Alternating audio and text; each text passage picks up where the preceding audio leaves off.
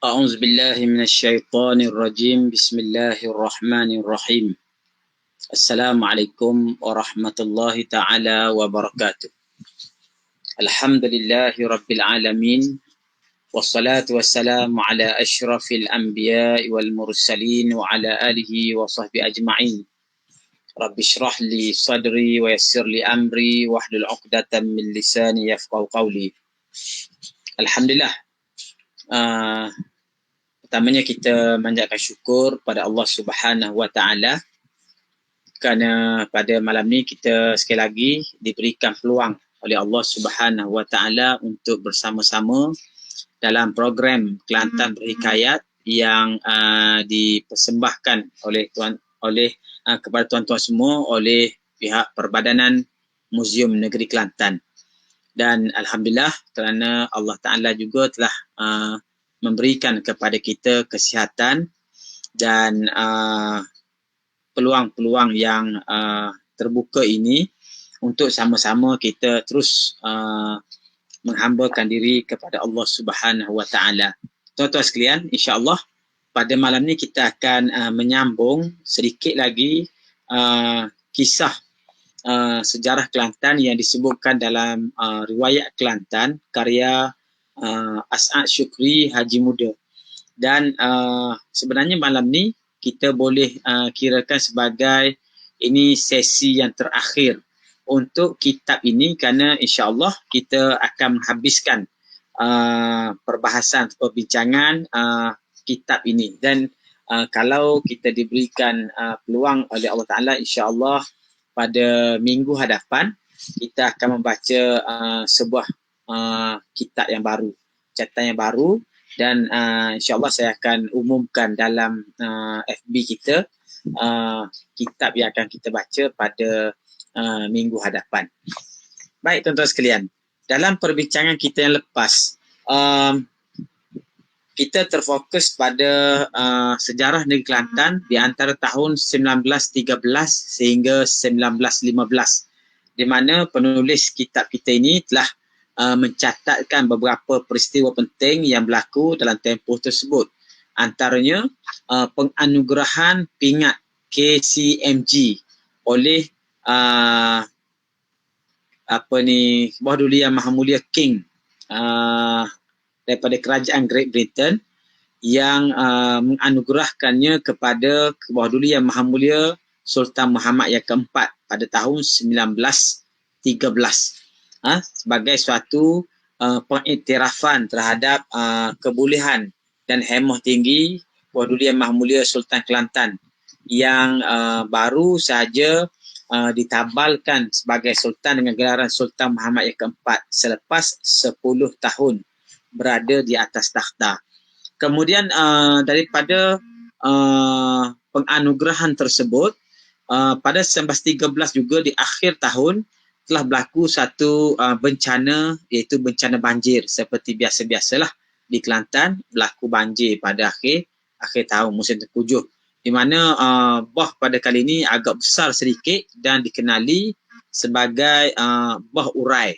Bah urai artinya banjir ni disebut urai kerana mengambil satu nama. Kalau tak silap saya, nama urai ni ialah nama salah seorang daripada mangsa banjir tu, yang bernama urai. dan dikenalilah Boh pada tahun 1913 ini sebagai Boh Urai. Kemudian pada 1914 berlaku pula pergolakan politik dunia yang melibatkan British dan juga kerajaan Osmaniyah, iaitu Perang Dunia yang pertama 1914 hingga 1918, di mana kita orang Islam di Kelantan tersepit disebabkan secara asasnya orang Kelantan itu mereka bersama-sama dengan Khilafah Osmaniyah. Sedangkan pada 1911 Kelantan telah mengadakan satu perjanjian untuk menerima penasihat British selepas daripada perjanjian Bangkok 1909. Kerana perjanjian itulah Sultan Muhammad yang keempat diiktiraf oleh British. Tiba-tiba berlaku pula peperangan di antara pasukan Berikat dan juga pasukan Bersekutu dan dalam Perang Dunia yang pertama. Lalu di satu pihak British menjadi anggota, di satu pihak yang lain Osmaniyah menjadi anggota. Maka banyaklah perkara-perkara yang berlaku, termasuklah usaha-usaha British yang cuba menghalang daripada berkembangnya kesedaran politik orang Kelantan yang menyebabkan mereka menentang British. Dan juga berlaku usaha-usaha British untuk meminta tutup guru, lebay-lebay dan haji-haji yang ada di Kelantan ni supaya mereka bersolat hajat dan berdoa supaya Allah Ta'ala memberikan kemenangan pada British. Itulah keadaan yang menjadi konflik kepada kita di Kelantan. Nak sokong Osmaniyah, sewajarnya begitulah kerana adalah khilafah Islam. Tetapi kerana ada kepentingan-kepentingan dengan British sebagai penaung baru pada Kelantan, maka Sultan mau tak mau terpaksa menitahkan kepada Tok Guru di Kota Baru supaya mengadakan doa-doa dan juga solat hajat untuk diberikan kemenangan kepada British. Saya tak tahu ini doa yang ikhlas ke doa tipu-tipu kan. Tapi hakikatnya itulah yang berlaku. Dan kerana peperangan itu jugalah akhirnya menyebabkan berlaku inflasi yang agak teruk sehingga harga barang-barang di Kota Baru menjadi begitu mahal. Dikatakan bahawa ketika itu kain pelekat satu helai RM7 selai pada masa itu. Tahun 1913 tu, 1914 kain pelekat RM7 sehelai. Seumpama kita hari ni mungkin 70 ke 700 ringgit lah selai kan. Kerana kegawatan ekonomi yang diikuti oleh kemakatan Tengku Embun. Tengku Embun ni anak anda kepada atau puteri kepada Sultan Muhammad yang keempat. Kemudian satu peristiwa yang besar yang berlaku yang menjadi catatan penting dalam sejarah negara kita, khususnya sejarah perjuangan menentang British dan perjuangan kemerdekaan, iaitu bila berlakunya kebangkitan Tok Jangguk di Pasir Putih dalam bulan April tahun 1915. Di mana peristiwa ini telah menyebabkan berlaku pertempuran apabila Tok Jangguk dan juga Engku Bersajeran. Engku Bersajeran jaya menawan bandar Pasir Putih. Kemudian berlaku peperangan dengan pihak British yang dibawa tentera-tentera daripada Singapura dan akhirnya mereka berjaya membunuh Tok Jangguk. Itulah antara peristiwa-peristiwa penting yang kita katakan berlaku di antara 1913 sehingga 1915. Baik, pada malam ni kita akan terus melihat peristiwa-peristiwa yang berlaku pasca Perang Tok Jangguk, iaitu daripada tahun 1916 sehingga tahun 1920. Adapun catatan-catatan yang dibuat oleh As'ad Syukri Haji Muda ini, catatannya berakhir pada 1920, iaitu setelah kemangkatan Sultan Muhammad yang keempat. Baik, kita lihat satu persatu catatan yang dibuat oleh As'ad Syukri. Kata dia, pada bulan Mei 1916, berangkatlah Duli Yang Maha Mulia ke Kuala Kerai dan bulan Jun ke Pasir Putih. Kedua tempat lawatan ini didapati baik dan jaya perjalanannya. Ini adalah lawatan kerja Tuanku Sultan ke jajahan-jajahan. Di mana Kuala Kerai yang dilawati ketika ini, Kuala Kerai ini tidak bernama Kuala Kerai, bandarnya Kuala Kerai, tetapi jajahannya dipanggil Mengkebang. Mengkebang ni meliputi Macang, Kuala Kerai dan juga Gomusang hari ini. Jadi disebut tu jajahan Mengkebang. Adapun Kuala Kerai menjadi satu bandar di dalam jajahan Mengkebang tu, Kuala Kerai sekarang lah kan. Kerana penting Kuala Kerai itu pertama kan tempat pertemuan sungai Lebih dan juga sungai Nenggiri ataupun sungai Galas. Yang kedua kerana dia juga lah stesen kereta api yang penting dalam rangkaian kereta api di antara Tumpak ke Gemas. Jadi bandar Kuala Kerai itu kira agak besar jugalah. Dan kira di sebelah hulu itulah bandar yang paling besar. Maka tuanku telah melawat Kuala Kerai dan juga pada bulan Jun ke Pasir Putih, kerana Pasir Putih ni ialah satu bandar yang baru lebih kurang setahun hidup dalam keadaan yang baru, bukan norma baru macam sekarang, tapi keadaan baru itu pasca perang. Setahun selepas perang, perang Tok Jangguk, maka pentadbirannya disusun semula di bawah pegawai British yang dibawa daripada England. Jadi tuanku melawat dan mendapati keadaan kedua-dua bandar ini adalah keadaan yang baik, kata dia. Kemudian satu peristiwa penting yang berlaku pada 1916 ialah apabila masuk pertengahan tahun 1916, pertengahan tahun ni lebih kurang bulan Jun lah, zahirlah nama Darul Naim. Sebelum ni orang sebut Kelantan je. Kelantan Darul Naim tu tak ada lagi. Kelantan ni mula menggunakan gelaran Darul Naim bermula daripada pertengahan tahun 1916. Dan gelaran atau timbang-timbang ini bagi negeri Kelantan, gelaran ini dikeluarkan oleh Mufti Haji Muhammad yang dipersetujui oleh Duli Yang Maha Mulia. Nama inilah yang disebut-sebut dan ditanda-tanda dan surat-surat oleh putera-putera Bim Kelantan. Oleh itu, Mufti ini patut dipuji dan diingat. Jadi kata dia, pada tahun 16 itu, tokoh yang mengsyorkan penggunaan nama baru bagi negeri Kelantan ini, itu Darul Naim, ialah Mufti Haji Muhammad. Mufti Haji Muhammad ni artinya Mufti Haji Wan Muhammad bin Tuan Tabal, Mufti Kelantan selepas daripada Mufti Haji Wan Musa.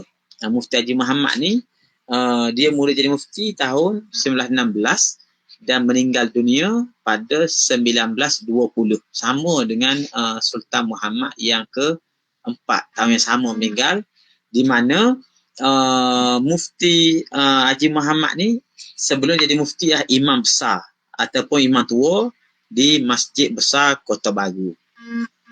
Maka kata dia, cadangan yang dibuat oleh mufti ni satu cadangan yang sangat bernas, sangat baik, yang kita katakan telah memberikan satu imej baru negeri Kelantan sebagai negeri yang dipenuhi dengan nikmat. Negeri Darul Naim, negeri yang penuh dengan nikmat-nikmat daripada Allah Subhanahu Wa Taala. Alhamdulillah. Sesungguh pun diketahui Kelantan telah berdiri tubuh kerajaan dengan teguh dan hukuman-hukuman yang berjalan dengan undang-undang. Akan tapi asas atau tubuh agama Islam boleh dilihat tiada diadakan lagi.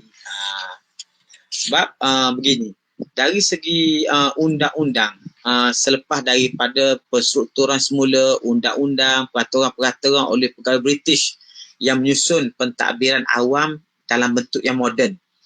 Sejak daripada W.A. Graham menjadi penasihat Siam, kemudian G.S. Mason sampailah kepada Anderson dan R.J. Farrar sebelumnya kan, yang menjadi penasihat British di Kelantan. Mereka telah menyusun peraturan-peraturan undang-undang, walaupun undang-undang tubuh belum digubal lagi ketika ini, tetapi boleh kita katakan hal-hal undang-undang untuk tujuan pentadbiran telah pun kukuh. Akan tapi kata dia, dalam masalah ini asas atau tubuh agama Islam yang boleh dilihat tiada diadakan lagi. Kedudukan pentadbiran agama Islam tu belum mendapat perhatian serius daripada kerajaan yang dikuasai oleh penasihat British itu.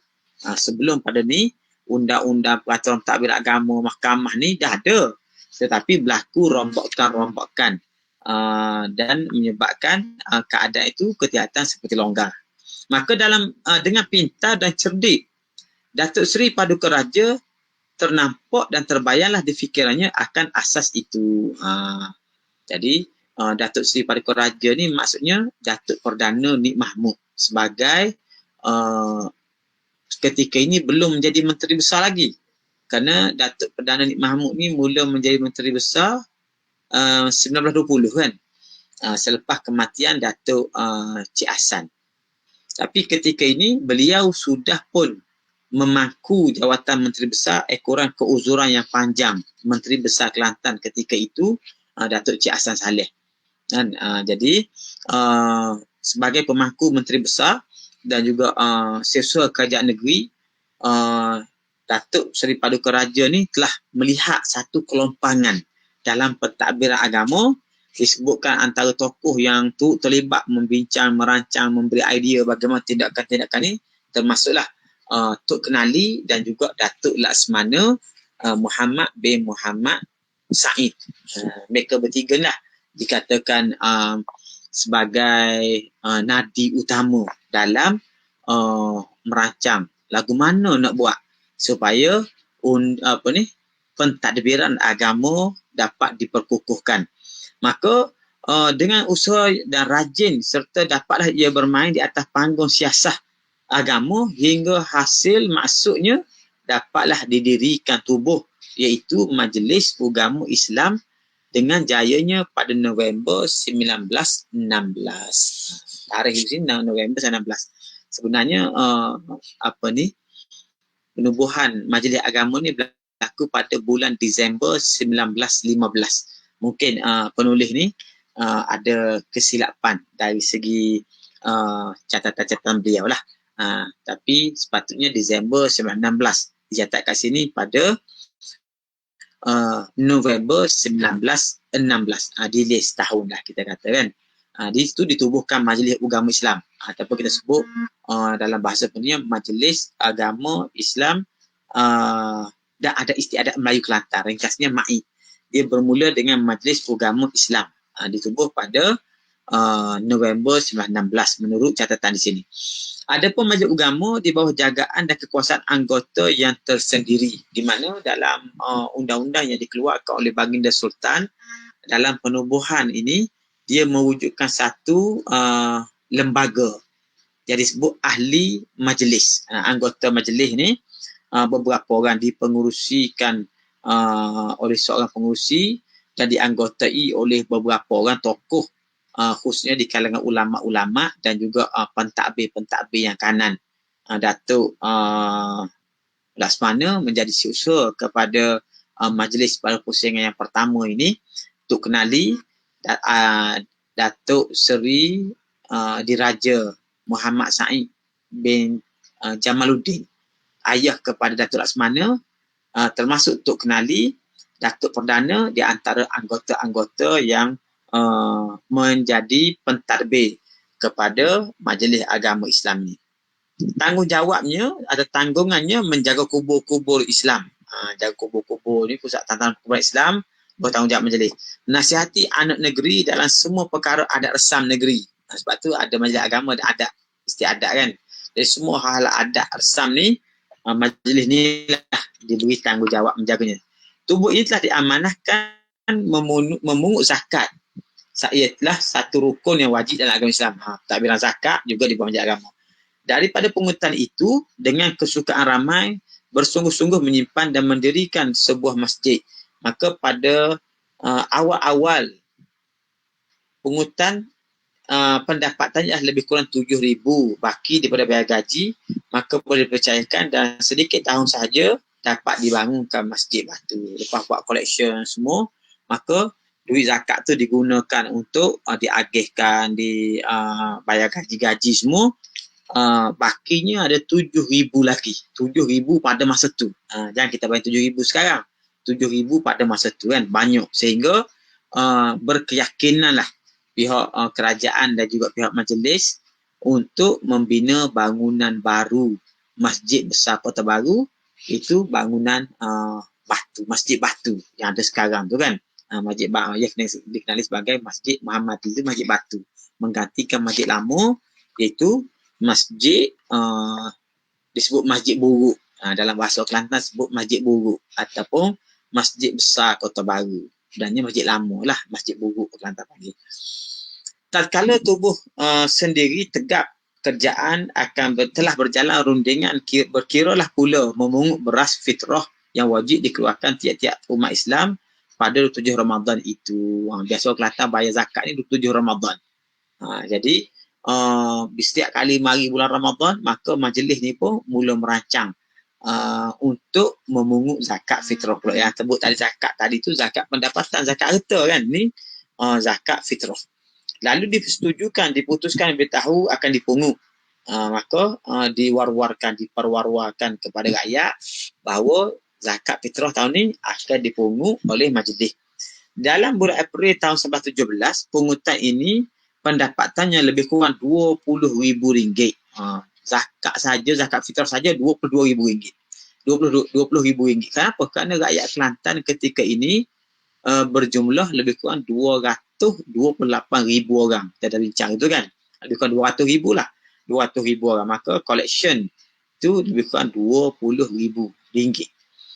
Majlis Agama tidak melepaskan peluang daripada mengajar agama kepada anak negeri. Ini satu lagi peranan penting lah.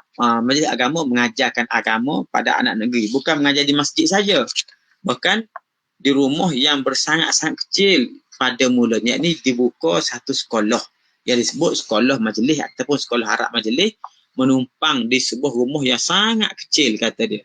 Akhirnya dibantu oleh kerajaan dengan RM15,000 yang dapat dibeli sebuah rumah yang sekarang ni di situ dah dibuat pejabat dan madrasah. Rumah RM15,000 tu rumah siapa dia beli? Rumah Datuk Cik Hassan tu.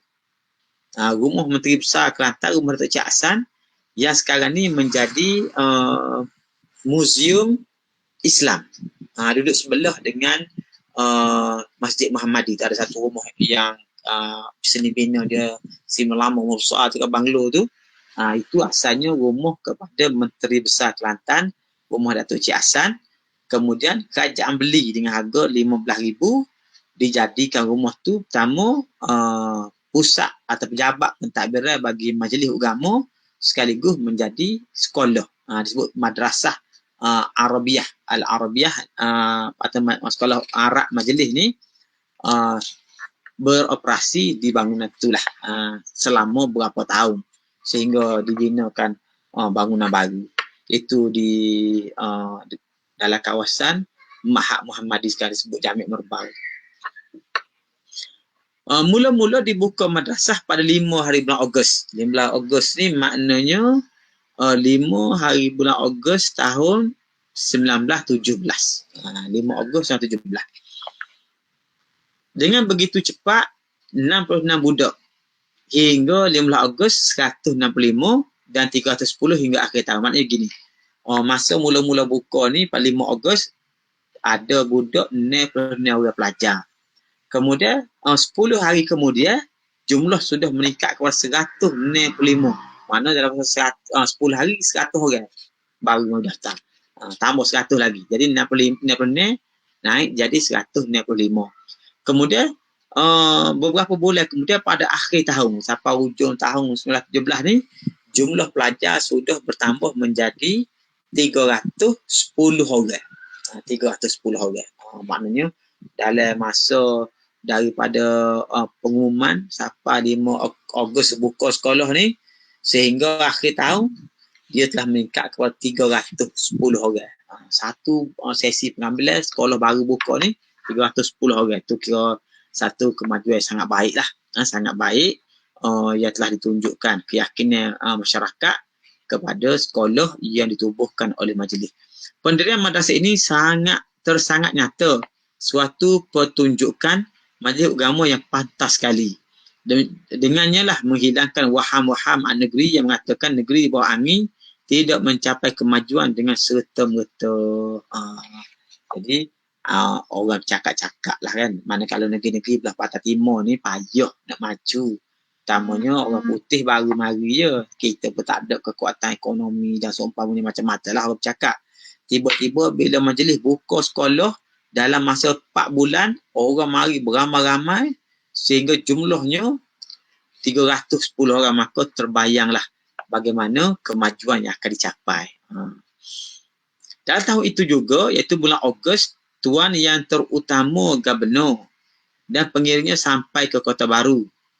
Apabila sempurna istiadat menyambut, lalu melawat madrasah dibuka oleh majlis dan berucap nasihat kepada murid-murid. Selepas daripada itu, melawat beberapa tempat lagi, Kelantan, kemudian kembali ke Singapura. Tuan Yang Terutama Gubernur ni maknanya Gubernur Negeri Selat yang duduk di Singapura, yang mari melawat Kelantan sebagai tanah jajah negeri naungan baru bagi British. Pembaca telah tahu tiap-tiap sebuah negeri itu tiada sunyi daripada pencuri lembu atau sebagainya apabila kuat penjaga polis jalankan dengan senyap. Jika alpa sedikit dibuat dengan terus terang. Di Kelantan pun begitu jugalah. Jadi dia kata salah satu daripada penyakit masyarakat ni ialah orang mencuri, dan salah satu yang mereka suka curi ni lembu. Pasal lembu ni mahal. Curi lembu seekor tu berbaloi lah gamuknya, pendapatan tu untuk makan sebulan gamuknya lah kan. Walaupun kerja tu kerja kotor, kerja jahat, tapi itulah antara penyakit-penyakit masyarakat yang ada. Kalau polis jaga, senyap sebentar, tak ada orang curi lembu. Kalau polis ni balik ke bala, ada pula orang curi lembu, kata dia gitu. Jadi kerana kita dapati rekod dan tahun ini, iaitu tahun 1918, kes mencuri kerbau dan lembu bertambah-tambah banyaknya daripada tahun yang sesudahnya. Saya percaya salah satu faktor orang mencuri lembu ni ialah kerana kegawatan ekonomi yang berlaku, kesan daripada Perang Dunia yang Pertama. Orang payah makan, barang-barang jadi mahal, kan kain pelekat RM7 selai. Maka satu daripada cara orang ni ialah mencuri curi lembu orang. Jadi orang mencuri lembu tak bagus kerja curi lembu ni kan.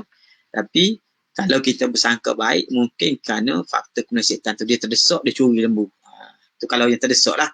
Tapi apa yang disebut oleh penulis ni bukan masalah terdesak, memang ada satu sedikit mencuri lembu. Sedikit curi lembu. Yang kita tengok kisah dia macam mana. Kita juga mendapat khabar yang boleh jadi begitu banyak kerana penjahat-penjahat telah bersatu menjadi satu kumpulan. Ini kelak pencuri-pencuri di Kelantan dilantiknya ketua. Rupanya pada tahun 18 ni pencuri-pencuri lembu ni buat persatuan. Buat persatuan dan dia pun lantik ketua pencuri siapa. Ketua perampok ni siapa? Ketua perampok di situlah menerima perintah menjalankan pekerjaan itu. Satu daripada ketuanya adalah Encik Awang yang melahirkan lembu Kelantan dibawa ke Siang. Betul juga dari Siang ke Kelantan. Dia curi lembu alik Kota Baru, alik Kelantan ni, buat pergi ke Siang. Lepas tu curi lembu Siang, buat mari Kelantan.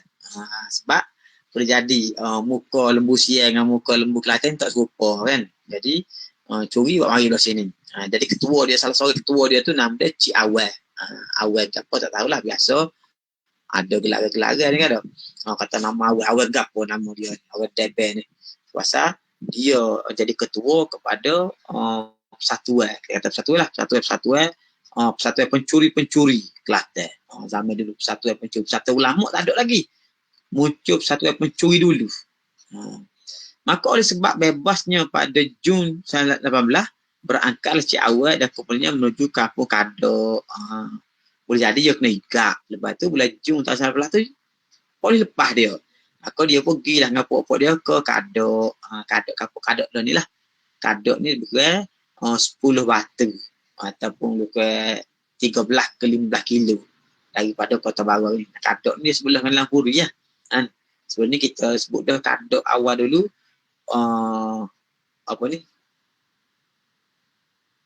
Orang kaya hulu balang Kadok. Penghulu adas tu kan. Penghulu adas tu dikira sebagai orang kaya hulu balang Kadok. Dia mengetah wilayah Kadok, kawasan Kadok ni.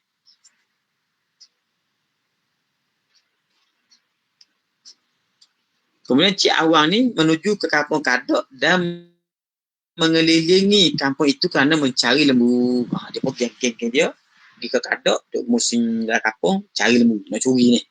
Di situlah berbangkit satu perlawanan di antara Cik Awan dengan Tok Pegawai sehingga berjam-jam lamanya. Oh, gocoh lah kita kan. Dia gocoh.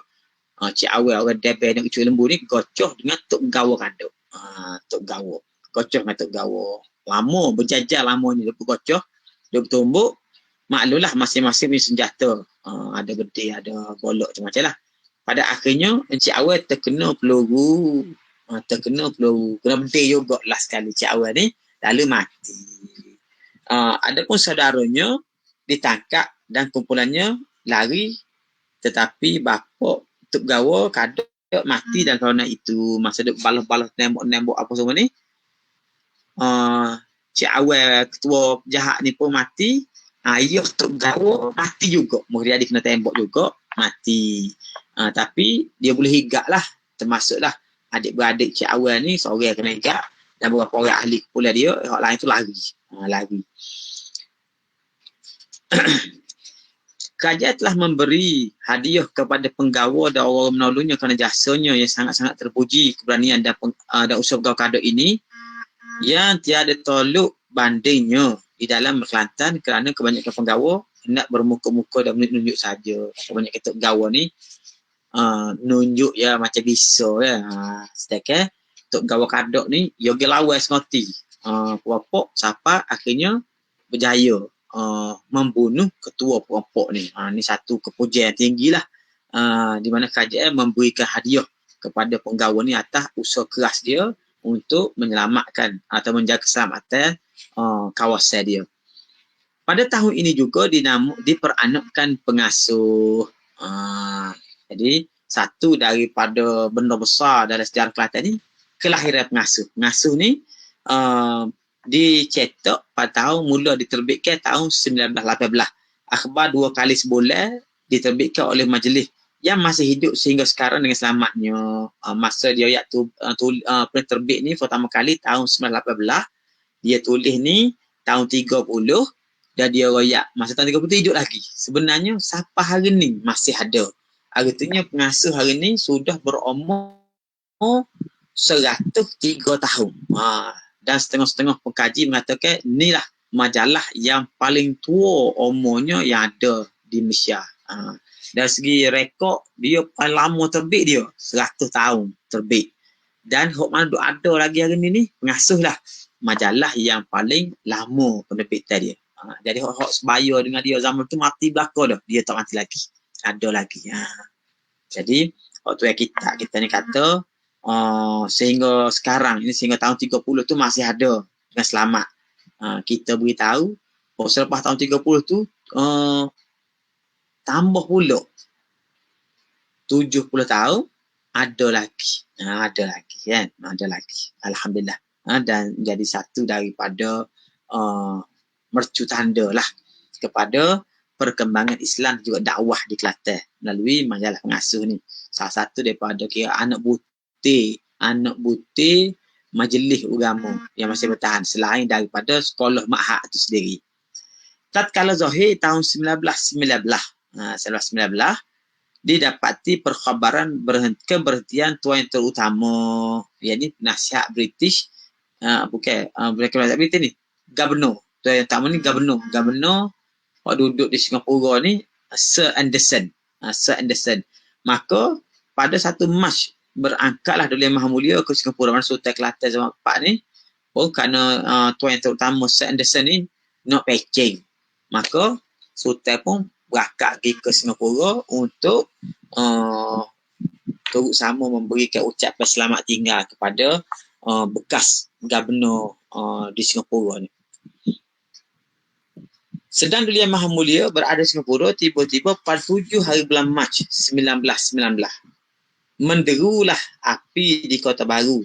Api ini daripada putih rokok sekerik dari driver ataupun pekerja store Beng Seng and Company. Dia satu syarikat tu namanya Beng Seng Company di Kota Baru. Jadi salah seorang pekerja dia kata setengah driver, kata setengah jaga store, dia isap rokok.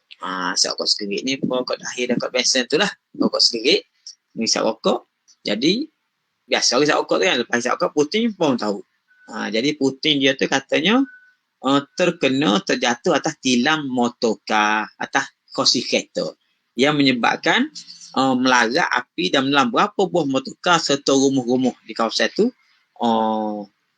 Kereta-kereta terbakar. Kereta dah tak banyak terbakar pula. Bukan sebuah, banyak buah. Dan rumah-rumah juga terbakar. Api itu tidak dapat dipadam kerana telah memakan berapa banyak minyak benzin, spirit dan juga minyak tanah hingga habis satu kawasan. Jadi jadi masa ni kerana enjin-enjin ni baru start ada di Kota Baru, sama ada enjin biasa cetak, enjin kereta dan seumpamanya masih sikit tapi dah mulai ada. Jadi minyak benzin tu, minyak petrol lah kan, dah ada di Kelantan untuk kegunaan sebagai bahan api. Maka bila yang terbakar ni kereta, buah-buah kereta, maka minyak benzin tu, minyak petrol tu terbakar. Maka boleh jadi orang Kelantan masa ni tak tahu lagi cara nak padamkan api. Pasal minyak ni kalau kita sembuh air tak mati. Tak je kena sembuh sabun baru dia mati. Pasal kalau tak air, minyak naik atas. Jadi api tak padam. Jadi payah nak padam kata dia. Sebab apa? Sebab minyak, spirit dan juga minyak gas, minyak tanah, minyak gas lah kita panggil. Minyak gas. Minyak gas. Ada. Minyak gas. Minyak gas ni atau minyak tanah ni terbakar. Maka payahlah. Jadi banyaklah kebakaran itu berlaku. Setelah daripada rumah-rumah itulah oleh sang maharaja api itu dipunyai oleh kerabat-kerabat. Setengah daripada rumah tu dipunyai kerabat-kerabat dia Maha Mulia oleh tengah bandar kan.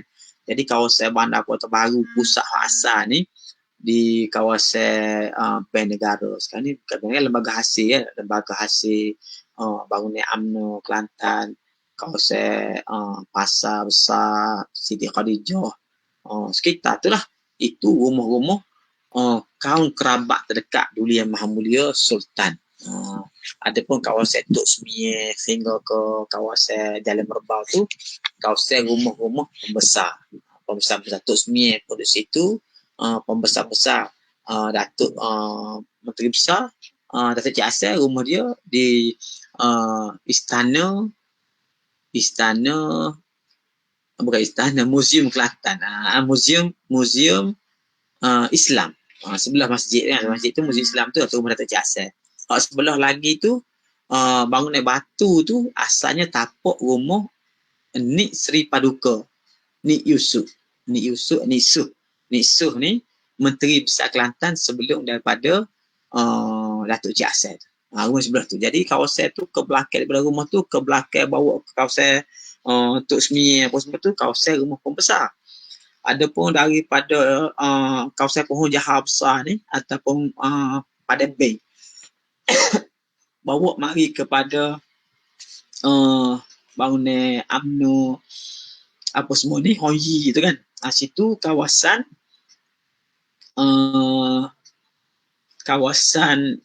rumah kaum kerabat. Kerabat-kerabat. Jadi yang banyak terbakar ni kawasan rumah kaum kerabat ni terbakar. Sehingga kerugian taksikan lebih kurang 500,000. 500,000. Banyak ni 500,000 ni kan. Lebih kurang 500,000. Wallahualam. Sama ada dia salah tulis ataupun tidak. Tapi nak kata RM500 macam tak nak sabar. 500,000. Sini 500,000 dia tulis. Kan? 500,000 ditaksirkan lebih kurang 500,000 kerugian. Kerana banyak rumah-rumah kereta-kereta. Jadi kaum-kaum kerabat lah.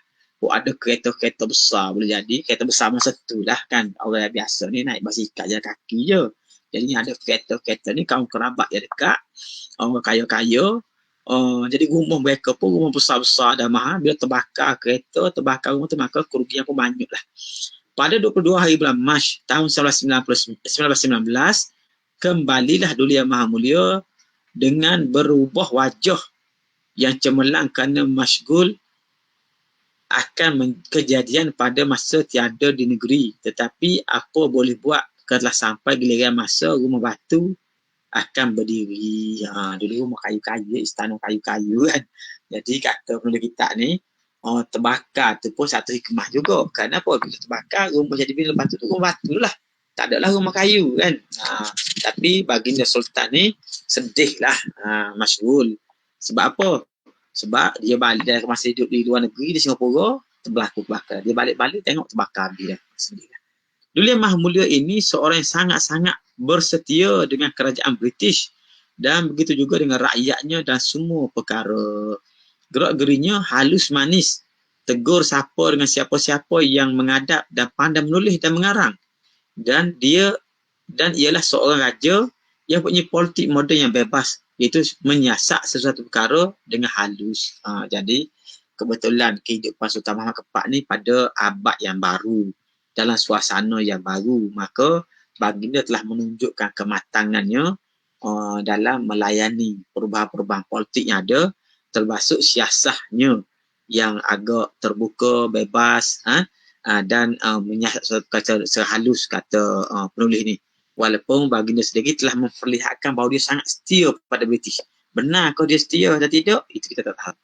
Tapi apa yang kita tahu bahawa baginda Sultan terpaksa menunjukkan sikap setia kerana British boleh mengambil tindakan melucutkan jawatan baginda kalau baginda bertindak kita kata menentanglah ataupun bercanggah pendapat dengan British. Apa yang kita huraikan ini tiada sunyi di sisi anak-anak Islam, anak-anak Kelantan yang memperhatikan keadaannya. Apa maknanya? Kalau dia sebut-sebut dalam masa 20 tahun terakhir ni, sebenarnya benda ni orang tahu belaka, dia kata di Kelantan. Kerana berlaku depan mata kan.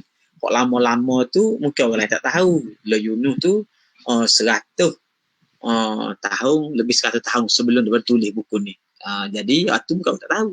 Tapi benda-benda baru ni orang tahu belaka, dia kata cuma ditulis je. Maka wajiblah kita mencurahkan berganda-ganda ingatan kasih mesra kepadanya serta bertambah-tambah lagi, yakni kepada Sultan. Apakala melihat berapa perubahan dan udara di negeri semenjak kembalinya, maka sayangnya pada hari Khamis 23 Disember 1920 berlakulah kehendak Tuhan, mangkaklah Duli Yang Maha Mulia. Kata dia, oleh kerana berlanjutan daripada sedih ni, akhirnya baginda Sultan Muhammad yang keempat gering lalu mangkak pada malam Khamis. Malam Khamis ni mana hari Rabu, malam Khamis. Macam hari ni kita ini Khamis malam Jumaat. Kita panggil malam Jumaat kan. Di Kelantan ni hari ni panggil malam Jumaat ni. Khamis malam Jumaat. Maknanya malam Khamis tu hari Rabu malam Khamis. Pada 23 Disember 1920, hujung tahun 1920. Berlakulah kehendak Tuhan. Mangkaklah Duli Yang Maha Mulia. Kenapa? Kerana menghidapi satu jenis penyakit. Penyakit dia ni pelik sikit. Saya tak tahu nak baca apa. Saya ingat denggi ke apa. Gitulah. Ditulis kat sini. Dal, kaf, ga, lam, ya. Tak tahu apa benda. Saya tak tahu penyakit apa. Tapi saya syok. Mungkin denggi tu. Tempat melindungi air kencing dan jantung tiada berjalan betul serta demam dan batuk. Maknanya kalau bukan denggi tak tahulah penyakit apa, tapi dia kata tempat mengandungi air kencing, yakni kita panggil apa, Allahumma salli ala Muhammad, apa ni, kantung atau apa, air kencing kan. Maknanya kita kata ini mungkin kanser prostat tu. Gitulah lebih kurang kan. Kalau mana nak kencing tak boleh. Jadi biasanya ni penyakit ni orang tua-tua selalu kena ni kita panggil kanser prostat lah kalau moden lagi ni. Wallahu a'lam yang sebenar apa dia. Dan jantung tidak berjalan betul. Mana sakit jantung, tuanku sakit jantung dan juga kanser prostat lah kita kata. Serta demam dan batuk pada masa tu. Mula-mula kegeringannya pada hari Selasa 7 Disember 1920. Maknanya baginda ni sakit lebih kurang 2 minggu saja. 7 Disember sakit, 23 hari bulan meninggal. Pada malam itu juga diperintahkan tembok meriam sebanyak 51 das. Mengikut biasanya kerana beritahu rakyat negeri.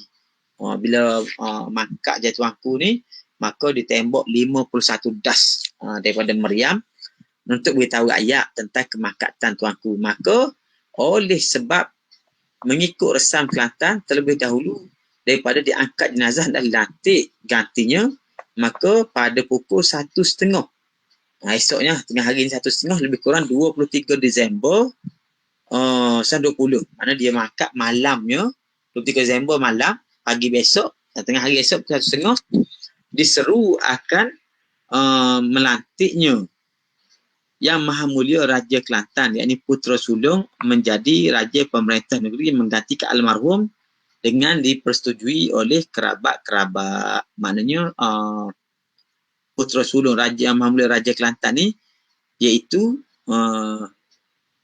Tengku Ismail. Tengku Ismail, anak tuanku ni dua orang laki-laki yang terkenal kan, Tengku Ismail dengan Tengku Ibrahim. Jadi Tengku Ismail pun naik jadi raja dengan gelaran Sultan Ismail. Sultan Ismail, dan dipersetujui oleh kerabat-kerabat, menteri-menteri dan orang-orang besar. Selepas itu, daripada itu, jenazah pun diangkat menuju ke makam Langgar. Bawa pergi ke kuburan Langgar lah, makam di Langgar, masjid Langgar tu kan. Pada waktu itu, hujan pun turun rintik-rintik bahasa. Peraturan istiadat membawa jenazah itu sebagaimana istiadat biasa dipakai dalam Kelantan. Almarhum ini diperanakkan pada malam Ahad 21 Safar 1287. Maka jadilah jumlah usianya 52 tahun, 1 bulan 21 hari. Maka kata dia, masa Tuanku Sultan ni dilahirkan dahulu, diperanakkan dulu 21 bulan Safar tahun 1287.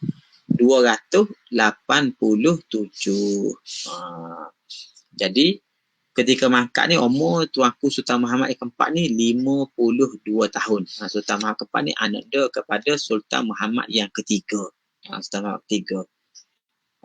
Ataupun cicit kepada Sultan Muhammad yang kedua, Long Senik Mulut Merah. Kerana Sultan Muhammad ketiga ni anak dia kepada Sultan Ahmad. Dan Sultan Ahmad tu anak dia kepada Long Senik Mulut Merah, Sultan Muhammad yang kedua.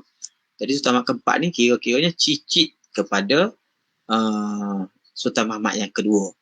Dilahirkan pada tahun 1287. Saya tak tahu nak convert sekarang ni 1287 ni kepada tahun Masehi berapa. Tapi kalau kiraan penulis ni 52 tahun umur tuanku ketika meninggal dunia. Jadi dengan mangkapnya tuanku Sultan Muhammad yang keempat dan terlantiknya Sultan Ismail, putera kepada Sultan Muhammad keempat ni sebagai Raja Kelantan yang baru, pada akhir tahun 1920 ini, maka berakhirlah kisah riwayat Kelantan. Di akhir ni ditulis kat sini, tamat Al-Kalam pada Hijrah 9 hari bulan 7 tahun 1203. Betul ke tak tahu? 1203 kan? Tak betul saya rasa ni. Mungkin ada salah tulis ni kan. Kita cek balik. Tapi 1907 ni masih 9 hari bulan Rejab. Kalau kita nak kata 1903 tak pun tepat. Kan? Pasal ketika ini bukan 1903 ni. Mungkin ada salah cetak. Ada salah tulis. Nanti kita cek balik. Tapi berakhir pada 9 hari bulan 7 bulan Rejab lah ni, tahun Hijriah, ataupun tahun Masihinya tahun 1931. Maka berakhirlah kisah riwayat Kelantan yang dicatatkan oleh Hasan Syukri Haji Muda, yang disiarkan secara bersiri 15 siri di dalam majalah Kencana mulai daripada 1130 sehingga 1931. 15 siri semuanya. Jadi kita dah baca semua sekali ni. Kisah ni kita kenal dia sebagai riwayat Kelantan. Jadi keseluruhannya tuan-tuan, kita dapati apa yang dicatatkan oleh Hasan Syukri ni, bahawa sejarah Kelantan ni telah bermula sejak daripada zaman Cik Siti Jarum Bergiling, iaitu anak angkat kepada Mok Sang Kelembai dan juga Awang Selamat. Dijadikan raja, kemudian dia memerintah beberapa ketika, dan putrinya Puteri Sadong, iaitu puteri angkat yang dikaitkan dengan Jembal. Kemudian selepas itu beberapa ketika dia berada di bawah kekuasaan kerajaan Jembal, maka terbentuk pula lah kerajaan Long Yunus. Kerajaan Long Yunus. Dan apa yang ceritakan panjang lebar pada bahagian-bahagian yang banyak ini ialah kisah pemerintahan dinasti atau wangsa Long Yunus daripada tahun sekitar tahun 1770-an. Ada kata 1765, ada kata 1762, paling jauh berdasarkan catatan Terengganu 1776. 1774 itu yang lambatlah antara 1762 hingga 1774 itu terbentuklah kerajaan baru, dinasti Long Yunus. Kemudian pada zaman Long Yunus itu diperintah oleh beberapa raja. Mula-mula Long Yunus sendiri daripada tahun 1765 lah kita kata sampai 1794. Kemudian diambil alih oleh menantunya Tengku Muhammad daripada Terengganu menjadi pemangku raja daripada tahun 1794 sehingga 1801. Kemudian berlaku perang saudara di mana putera Long Yunus, Long Muhammad, telah berjaya mengambil alih takhta dan bergelar Sultan Muhammad yang pertama. Pada 1801, bila Sultan Muhammad yang pertama dimangkat pada 1836 Sultan Muhammad dimangkat, maka adindanya Long Jenal telah berjaya mengambil alih kuasa dan menjadi Raja Kelantan selama beberapa ketika. Kemudian anak saudaranya Long Senik Mulut Merah bersama beberapa orang saudaranya di kalangan anak-anak Long Tan, Temenggong Long Tan, kemudian mereka berjaya mendapatkan kuasa daripada Long Zainal, lalu memerintahlah Sultan Muhammad yang kedua menghadapi beberapa gugatan daripada kaum kerabatnya yang merebut takhta, tapi dia berjaya mempertahankan kedudukan dia walaupun berlaku juga peristiwa-peristiwa lain di antaranya, sehinggalah baginda mangkat pada 1886. Selepas kemangkatan Sultan Muhammad yang kedua, jawatan Raja Kelantan ni atau Sultan Kelantan ni diambil alih oleh puteranya Tengku Long Sulong ataupun Sultan Muhammad, Sultan Ahmad. Sultan Ahmad jadi raja tak lama, daripada tahun 1886 sehingga 1889, lebih kurang 4 tahun. Kemudian anak kepada Sultan Ahmad itu Sultan Muhammad yang ketiga menjadi raja. Ini lagi sekejap, tak sampai 2 tahun, kerana pada 1891 mangkatlah Sultan Muhammad yang ketiga ni secara mengejut, lalu digantikan oleh adindanya Sultan Mansur daripada 1891 sehingga 1900. Bila Long Mansur ni mangkat, anak-anak saudaranya ini Long Kundur, anak-anak kepada Sultan Muhammad yang ketiga, telah bukan Long Kundur tu Muhammad ketiga, Long Senik. Long Senik telah diangkat menjadi Sultan Kelantan yang baru, tapi memerintah dengan gelar dengan nama Long Senik Raja Kelantan selama beberapa tahun daripada 1900 sehingga 1911. Selepas 1911, apabila berlaku perjanjian Bangkok dan juga perjanjian Kelantan Inggeris, maka Inggeris pun mengiktiraf kedudukan Long Senik ini sebagai Raja Kelantan. Lalu baginda pun bergelar Sultan Muhammad yang keempat. Jadi Sultan keempat ni memerintah sehingga 23 hari bulan Disember 1920. Kemangkatan baginda itulah yang menutup riwayat Kelantan ini. Adapun pemerintah-pemerintah selepas daripada itulah di kalangan anak cucu baginda, termasuklah Sultan Ismail yang menggantikannya daripada 1920 sehingga 1944. Kemudian adindanya Sultan Ibrahim, kemudian digantikan oleh anak Sultan Ibrahim, Sultan Yahya Petra. Kemudian digantikan oleh anak Sultan Yahya, Sultan Ismail Petra almarhum. Dan juga hari ini, pemerintah hari ini iaitu Sultan Muhammad yang kelima, anak kepada Sultan Ismail Petra. Jadi inilah jurai wangsa ataupun dinasti Long Yunus sejak daripada suku terakhir abad yang ke-18 sehingga sekarang ini. Jadi itulah sejarah Kelantan sepanjang zaman pemerintahan dinasti Long Yunus. Maka adalah banyak peristiwa-peristiwa yang berlaku yang penting-penting disebut di sini khususnya pada 20 tahun terakhir. Kerana penulis kita ni, As'ad Syukri Haji Muda, memang dia hidup pada zaman itu. Maka catatan-catatan beliau itu merupakan catatan semasa yang berlaku di Kelantan di antara tahun 1900 sehingga tahun 1920. Jadi tuan-tuan sekalian, daripada seluruh pengalaman ini yang kita baca ini, kita boleh mengambil berbagai iktibar ataupun pengajaran di mana sikap kita yang bercakaran sama sendiri, berpecah belah, tidak akan bawa keuntungan kepada kerajaan, negeri dan juga rakyat.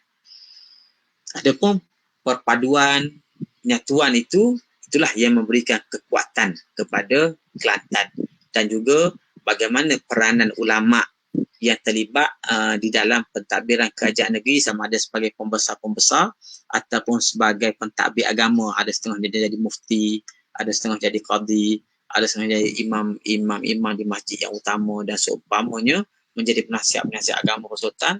Dan selain daripada tok-tok guru, dia mengajar di pondok-pondok. Akhirnya Kelantan itu pada zaman dinasti Yunus lah bertukar menjadi sebuah kota ilmu yang kita sebut sebagai Serami Mekah.